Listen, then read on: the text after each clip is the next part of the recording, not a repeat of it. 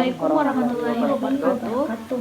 Kami dari tim 8 ingin membahas mengenai implementasi teks minim terhadap opini netizen mengenai COVID-19 dengan menggunakan Kamins clustering. Adapun anggota kelompok kami yaitu Muhammad Syawal, Makfir Ahmad, saya sendiri, dan Nur Fadilah. Pendahuluan. COVID-19 atau yang dikenal masyarakat dengan coronavirus atau virus corona telah menyerang dunia saat ini. Virus yang bermula dari Cina ini telah melonjak dan menyebar ke seluruh dunia termasuk Indonesia. Jadi salah satu cara pemerintah untuk menghentikan penyebaran COVID-19 atau coronavirus ini dengan menerapkan PSBB atau yang biasa kita dengar perbatasan sosial berskala besar. Jadi di sini kami akan mengumpulkan berbagai informasi, baik itu opini, komentar maupun pendapat netizen dengan menggunakan sosial media Twitter, di mana kami akan mencarinya dengan menggunakan kata kunci PSBB dan COVID. Lalu kami akan mengelompokkan berbagai pendapat, opini, atau komentar netizen tersebut yang membahas mengenai PSBB, serta melakukan clustering dengan menggunakan algoritma Kamins. Kedua, uraian penelitian. Yang pertama ada teks mining. Jadi teks mining merupakan salah satu bagian dari data mining, yang dimana teks mining merupakan proses ekstraksi salah satu penambangan informasi yang berguna, yang datanya sebagian besar diperoleh dari dokumen, teks maupun tulisan. Jadi di sini yang kedua ada TF-IDF. Metode Term Frequency Inverse Document Frequency atau TF-IDF ini merupakan proses pemberian nilai bobot terhadap suatu kata atau term dalam sebuah dokumen. Jadi bisa kita lihat rumus ini, WDT sama dengan TFDT kali IDFT. Jadi yang ketiga ada clustering. Clustering di sini merupakan proses pengelompokan data dengan mengukur kesamaan antar objek. Dan karena itu clustering digolongkan sebagai metode unsupervised learning. Pembahasan keempat yaitu Kamins clustering. Adapun algoritma clustering yaitu yang pertama, kita menentukan banyaknya cluster yang akan kita gunakan. Yang kedua, alokasikan data sesuai dengan jumlah cluster yang telah ditentukan. Yang ketiga, kita menentukan nilai sentroid pada tiap-tiap cluster. Keempat, kita hitung jarak terdekat dengan menggunakan rumus Euclidean. Kelima, kita menampilkan hasil dengan jarak terendah dari hasil perhitungan dengan menggunakan rumus Euclidean. Yang keenam, jika hasilnya belum sesuai, maka kita harus kembali ke step 3, yaitu menentukan nilai-nilai sentroid pada setiap cluster dan akan menghentikan proses tersebut ketika iterasinya sama dengan iterasi yang sebelumnya. Algoritma Kamins merupakan salah satu algoritma dengan fungsi clustering, di mana clustering ini mengacu kepada pengelompokan atas data ataupun pada suatu kasus observasi yang memiliki kesamaan dengan objek yang diteliti. Jadi yang ketiga di sini ada perancangan sistem. Pada perancangan sistem yang pertama itu datanya. Adapun data yang kami gunakan dalam proses pengujian ini yaitu data yang diambil dari sosial media Twitter yang berisikan tweets para netizen mengenai PSBB COVID. Jadi untuk mendapatkan data ini maka dilakukan proses crawling dengan menggunakan memanfaatkan bahasa Python untuk mengcrawling tweets yang ada mengenai PSBB COVID. Kemudian pada perancangan sistem yang kedua ada text pre-processing. Text pre-processing ini merupakan suatu tahap awal di mana sebelum dilakukan analisis terhadap suatu dokumen, baik itu klasifikasi maupun clustering. Pada proses pre-processing dalam pengujian ini kami menggunakan RStudio dengan memanfaatkan beberapa library dan fungsi. Adapun tahap pre-processing terdiri dari tahapan berikut. Yang pertama yaitu case folding. Case folding ini merupakan suatu tahap di mana teks yang memiliki huruf kapital diubah atau dikonversi menjadi huruf kecil. Pada percobaan ini kami menggunakan library pada RStudio yakni library TM atau library text mining yang khusus memang ada pada RStudio. Kemudian yang kedua yaitu ada text cleaning. Pada text cleaning ini dilakukan proses pembersihan pada teks tweet seperti menghapus atau menghilangkan link atau URL pada tweets, kemudian menghilangkan mention, hashtag, simbol, angka, dan lain-lainnya.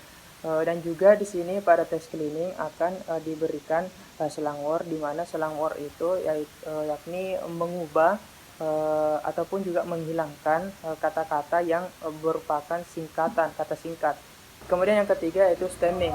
Stemming ini merupakan suatu proses di mana kata yang ada pada teks tweets yang memiliki kata imbuhan itu diubah menjadi kata dasar dengan memanfaatkan library kata dasar untuk bahasa Indonesia yang sudah ada di GitHub. Kemudian selanjutnya text preprocessing stop word. Pada stop word ini text tweets akan dilakukan seleksi dengan menghilangkan kata-kata yang tidak memiliki bobot atau makna dengan memasukkan kamus stop word yang sudah ada. Text preprocessing berikutnya yaitu tokenizing. Pada tahap tokenizing di sini kata yang ada dalam tweet itu dipenggal atau dipisah-pisahkan menjadi term atau kata tertentu yang mana nanti akan dilakukan proses TF-IDF. Kemudian pada perancangan sistem yang ketiga ada text representation. Pada text representation di sini di mana kita menghitung jumlah frekuensi pada suatu teks tweet maupun juga menghitung nilai bobot pada tiap termnya atau katanya. Kemudian perancangan sistem yang keempat yaitu term weighting, di mana setelah dilakukan proses text representation, di mana kita menghitung nilai bobot setiap kata atau term yang kemudian di sini akan dihitung TF IDF-nya atau term frekuensi dan inverse dokumen frekuensi.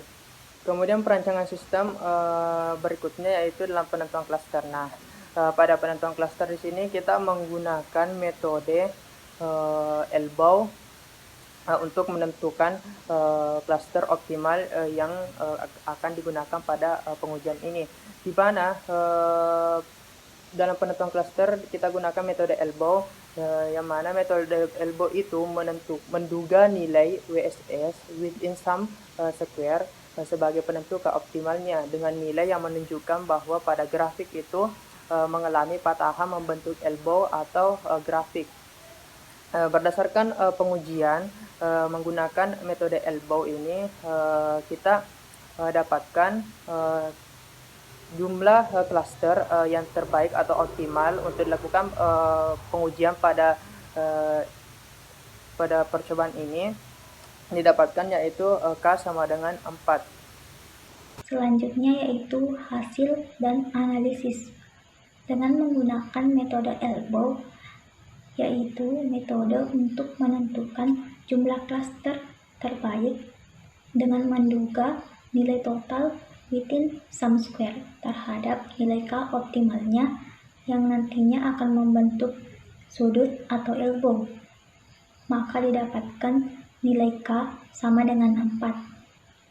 Berdasarkan hasil clustering Cummins, maka didapatlah jumlah text tweets dari setiap cluster.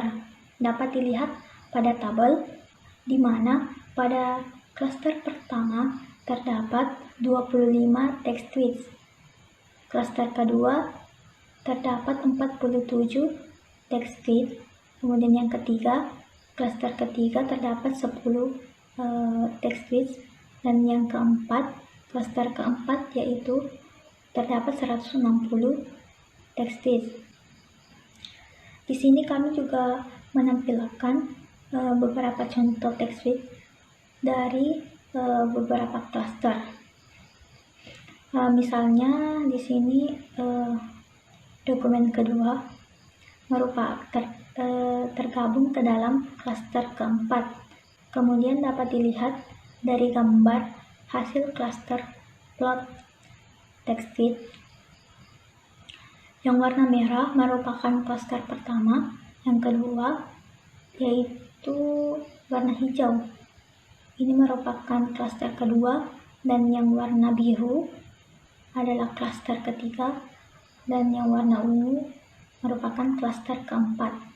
Dari hasil rekapitulasi analisis teks clustering, didapatkan topik opini pembicaraan pada teks tweets sebagai berikut. Klaster pertama dikelompokkan berdasarkan kata yang paling sering muncul, yaitu mudik, kumpul, dan massa. Kemudian pada klaster kedua, kata yang paling sering muncul yaitu protokol, patuh, dan Bogor.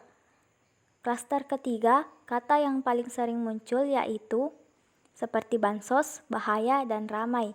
Yang terakhir, klaster keempat dikelompokkan berdasarkan kata yang paling sering muncul seperti sebar, cegah, pandemi, dan pasien. Kesimpulan, dari pengujian atau penelitian yang telah dilakukan dapat disimpulkan bahwa pertama, sebelum dilakukan clustering pada text tweets, terlebih dahulu harus dilakukan preprocessing, diantaranya text cleaning, scaffolding, stemming, stop word, dan tokenizing. Yang kedua, text tweet yang telah di preprocessing kemudian akan dihitung nilai bobot TF-IDF-nya. Yang ketiga, dengan menggunakan metode elbow untuk menduga nilai total WSS sebagai penentu keoptimalnya dengan nilai yang menunjukkan garis yang mengalami patahan membentuk elbow atau siku. Yang keempat, hasil clustering Cummins didapatkan dengan jumlah 4 cluster atau kelompok text tweets.